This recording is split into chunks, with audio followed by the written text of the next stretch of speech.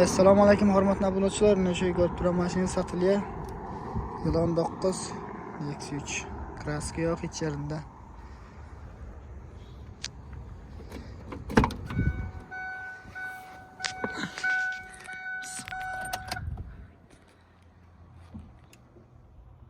€15.300.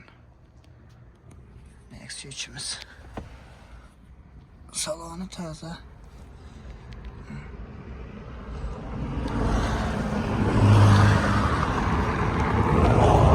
Abulochilar mashina kerak bo'lsa bemalol kelishib olaversangiz. Mashinamiz. Avvallar bahasini olsak 125 million egasini aytib turan bahasi.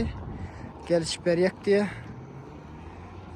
Kelishib ko'rib olaversangiz. Endi X3 19 €15.300. Sağ ol.